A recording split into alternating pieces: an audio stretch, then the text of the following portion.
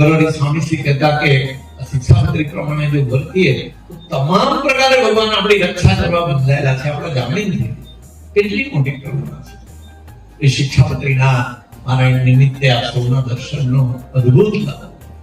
ભગવાન સ્વામિનારાયણના સમયની અંદર કેવા અદ્ભુત ભક્તો થઈ એક એક ભક્તોને સંભાળીએ પર્વતભાઈ કેવા મુક્તરા.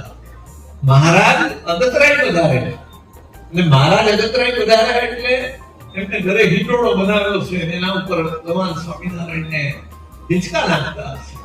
હિંચકા નાખતા હતા અને એ વિસ્તારના નવાબનું તેડું આવ્યું પર્વતભાઈને બોલાવવા માટે. કોઈ કામ કંપની કરી હશે કે નવાબ બોલાવો પર્વતભાઈને, જો તમે કહેશો કોઈ નહીં આવે. બધી જાતના માણસ હોય ને, 18 વર્ષના માણસ હોય, સારા માણસ હોય, ઈર્ષાળુ પણ હોય. હકીકતમાં પર્વતભાઈને બોલાવવા ગયા તો પર્વતભાઈ ભગવાનની સેવા છોડીને છોડા જાય ના ગયા. એટલે નવાબ એને શિક્ષા રૂપિયા કીધું તમે આ ગામ ખાલી કરી દો. પર્વતભાઈ જે કઈ સામાન હશે બે ગાડામાં ભરતા થઈ પછી બીજા ગામ ગયા તો ત્યાંથી ખાલી કરે. 7 ગામ બદલાવ્યા પર્વતભાઈ. મસ્તી નથી ગઈ પર્વતભાઈની, કેવી ભક્તિ કરીએ છે. ત્યારે ભગવાન સ્વામિનારાયણે માળા કરતા હતા અને અમારા જેવા પરમહંસોએ કીધું કે પ્રભુ આપ અમારા તો ભગવાન છો, પ્રભુ છો, અમે આપના નામની માળા કરીએ સ્વામિનારાયણ સ્વામિનારાયણ સ્વામિનારાયણ, આપ કોની માળા કરો છો?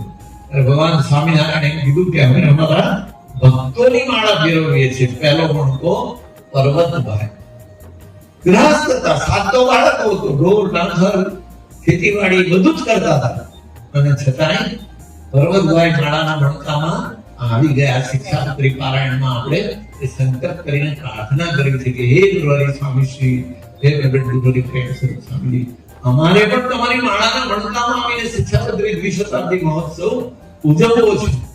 ગુરુવારી હરિપ્રેમ તિલક દીક્ષા પર્વ અમારે આપના માળાના મણકામાં આવીને ઉજવવો છે.